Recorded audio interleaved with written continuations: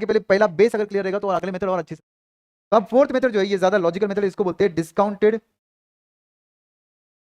Cash flow method. के अंदर 3 methods आएंगे, तीनों भी इंपॉर्टेंट है। पहला मेथड आता है एनपीवी, क्या लॉन्ग फॉर्म है? Net present value. एनपीवी का लॉन्ग फॉर्म है नेट प्रेजेंट वैल्यू। जैसा नाम वैसा फॉर्मूला दोस्तों इसका।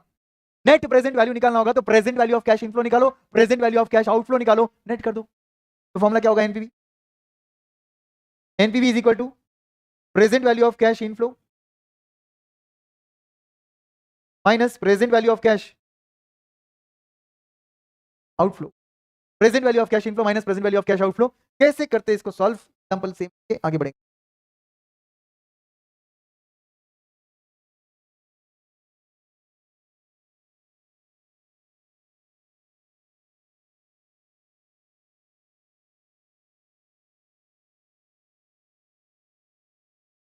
इन्वेस्टमेंट था रुपीज 5 लाख, जीरो से शुरू। ईयर कहां से शुरू करोगे आप? जीरो। और जीरो के वहां पर क्या आएगा दोस्तों? आउटफ्लो ऑफ 5 लाख आएगा। ठीक है, और जीरो ईयर का फैक्टर क्या लेंगे? 1। जीरो को ईयर ही होता नहीं एक्चुअली, जीरो अभी का टाइम होता है। आज का 1 रुपी, आज का 1 रुपी, इसलिए 1। और इसलिए यहाँ का आउटफ्लो का प्रेजेंट वैल्यू भी 5 लाख की आएगा। बाकी का कैलकुलेशन का भी कर लो।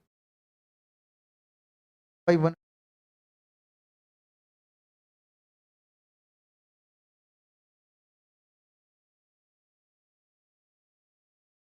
136 आता है लास्ट में 48।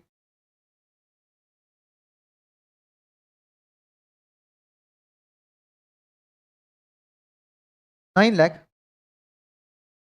क्या 80,000 क्या है वो टोटल ऑफ इनफ्लो है क्या? यहाँ पर present value of cash in 9,80,600 है, जबकि present value of cash outflow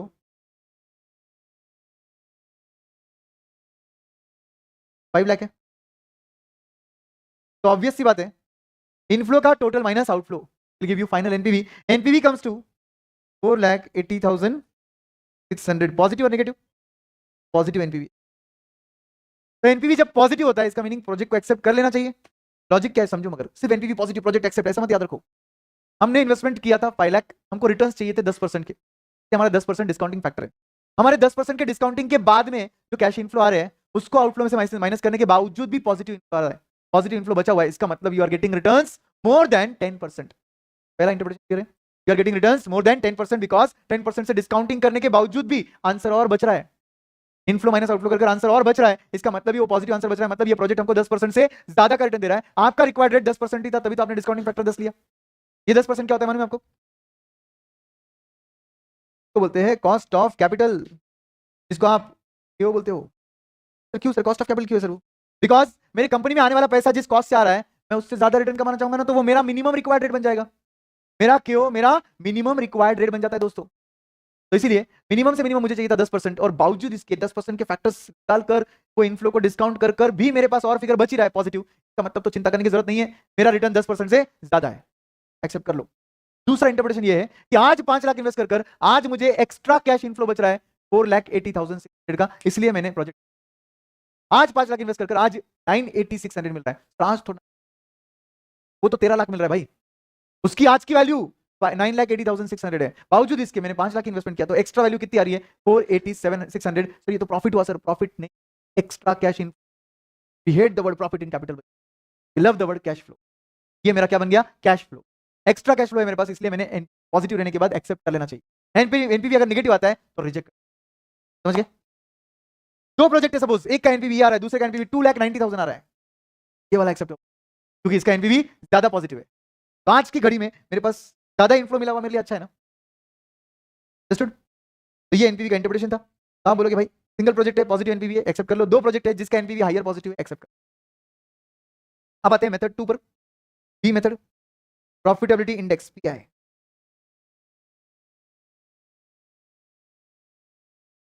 profitability index method, pi method. Pi method का एक और नाम है, याद है क्या? Desirability factor method. देखो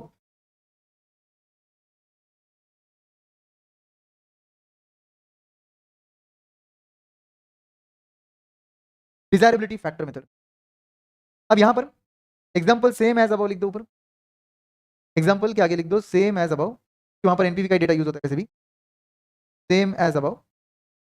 और पीआई का फॉर्मूला क्या है? Present value of cash in divided by present value of cash outflow. तो वहां था present value of cash inflow minus present value of cash outflow, यहां पर माइनस की जगह डिवाइडेड बाय। तो चलो देखते हैं आंसर निकाल के क्या आएगा। बोलिए मुझे प्रेजेंट वैल्यू ऑफ इनफ्लो कितना है आपका? 980 600 है, 980 डिवाइडेड बाय आउटफ्लो का प्रेजेंट वैल्यू तो 5 लाख ही है, तो आपका आंसर 1.96 टाइम्स आ रहा है एवरीवन, 1.96 टाइम्स का आंसर आ रहा है पीआई का। इसका मतलब होता है जितना तुमने इन्वेस्टमेंट किया था उससे 1.96 का प्रेजेंट वैल्यू तुम्हें मिल रहा है। For every 1 rupee invested in this project you are getting 1 rupee 96 paise in today's value, in today's value, not for 5 years, 5 years का आज का वैल्यू। हर 1 रुपया इन्वेस्टमेंट करने से आज की घड़ी में अपने को 1 रुपी 96 मिल रहा है। इन्वेस्टमेंट करना चाहोगे? यस। जहां पर भी पीआई ग्रेटर देन 1 रहेगा, पीआई लेस देन 1 रहेगा, टिक मार्क। समझ गए? और एक फॉर्मूला है दोस्तों, इसको देखो अच्छे से, बताओ मुझे फॉर्मूला क्या बनना चाहिए। Present value of cash inflow 9,80,600 sorry, इसका आंसर निकालने का दूसरा तरीका क्या है? देखो पूरे इनफ्लो की प्रेजेंट वैल्यू में से 5 लाख माइनस करके आपका एनपीवी आया है कितना? 480,600। पूरे इनफ्लो की टोटल लिया माइनस आउटफ्लो किया तो आपका आंसर आया प्रेजेंट वैल्यू एनपीवी। तो कैन वी से एनपीवी में अपन इन्वेस्टमेंट ऐड कर देंगे तो यही वैल्यू आ जाएगी। अगर ये वैल्यू में से इन्वेस्टमेंट लेस करेंगे तो एनपीवी आ रहा है, तो एनपीवी में वो वैल्यू ऐड कर देंगे तो present value of cash inflow आना चाहिए। तो मेरा फॉर्मूला क्या बनेगा न्यूमरेटर में? NPV plus initial investment upon 5 lakh क्या है? इनिशियल इन्वेस्टमेंट ही तो है, अपन डायरेक्टली यहां पर लिख देंगे initial investment. Present value of cash outflow is nothing but initial investment. तो आप बताएंगे क्या आंसर आएगा आपका? कैंसिल कर, नहीं ना, प्लस साइन है भाई, है ना, प्लस साइन ऐसा कैंसिल नहीं होता है। आपका यही फॉर्मूला बनता है फाइनल आंसर। अब इससे हम एनपीवी भी निकाल सकते हैं, इससे हम एनपीवी भी निकाल सकते हैं, मैथमेटिकली इसको मॉडिफाई कर लो। PI is equal to NPV divided by initial investment plus initial investment divide by initial, लिख सकते हैं अपन, दोनों का कॉमन डिनोमिनेटर तो वही है ना, तो स्प्लिट करके लिख दिया मैंने 2 बार। अब कैन वी राइट इसकी जगह 1, तो पीआई इज इक्वल टू क्या बनेगा? NP divide by initial investment plus 1 बन जाएगा। Therefore NPV is equal to क्या होगा? PI minus 1 into initial investment.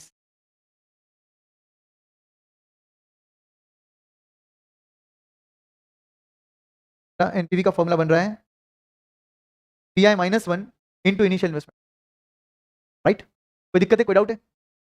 Now see, आपने ऊपर क्या बोला था ये 1.96 का इंटरप्रिटेशन, एक बार फिर से बताइए। आज अगर 1 रुपया इन्वेस्ट करेंगे, ऐसा नहीं, हर 1 रुपया इन्वेस्ट करेंगे, हर 1 रुपया जो आज इन्वेस्ट हो रहा है उसके सामने आज के वैल्यू में 1 रुपी 96 आ रहा है। पर सब लोग बोलेंगे हर 1 रुपया जो आज इन्वेस्ट किया उसके सामने आज के वैल्यू में 1.96 आया। कैसे लो 1.96 टाइप करो, फिर आपका इन्वेस्टमेंट हर 1 रुपए के सामने ये एक्स्ट्रा आया, हर 1 रुपए के सामने ये एक्स्ट्रा आया, टोटल इन्वेस्टमेंट कितना था मल्टीप्लाई कर दो, तो एनपीवी आया ना। तो क्या आया? एनपीवी आया कि नहीं आया? यस। कैसे निकाला सर? वो एक्चुअली 1.96 तूने राउंड ऑफ किया ना, तुम अगर उसको प्रॉपर लोगे 980,600 डिवाइड बाय 5 लाख तो 1.9612 आता है, उसमें से -1 करो। अब ये एक्स्ट्रा आया हर 1 रुपए के लिए, इनटू 5 लाख करो, ये टोटल एक्स्ट्रा आया, टोटल एक्स्ट्रा और कुछ नहीं, एनपीवी आया। क्योंकि एनपीवी क्या दिखाता है? पूरा इन्वेस्टमेंट करोगे तो टोटल एक्स्ट्रा कितना आएगा। पीआई क्या बताता है? हर 1 रुपए के सामने टोटल कितना आएगा, एक्स्ट्रा नहीं, टोटल कितना आएगा, उस टोटल में से अपन ने 1 माइनस किया तो एक्स्ट्रा समझा, एक्स्ट्रा को 5 लाख से मल्टीप्लाई किया तो टोटल एक्स्ट्रा है। तो जो चीज अपन ने अभी की कैलसी पे, वही तो ये फॉर्मूला है, PI minus 1 into initial investment. आप कंसेप्चुअली याद रखो जो अपन ने अभी देखा वो, या आप मैथमेटिकली याद रखो जो भी आपको मैथ से प्यार है तो ये याद रखो, कॉन्सेप्ट से प्यार है तो वो कुछ भी करो भूलना मत, ठीक है? पीआई से एनपीवी आता है, एनपीवी से पीआई आता है। नाउ पीआई ग्रेटर देन 1 रहेगा, एक्सेप्ट कर लो, लेस देन 1 रहेगा, रिजेक्ट कर दो। 2 प्रोजेक्ट रहेंगे तो जिसका पीआई ज्यादा रहेगा उसे एक्सेप्ट कर लेंगे, बराबर है कि नहीं? Lastly now coming to the third method, your favourite, IRR.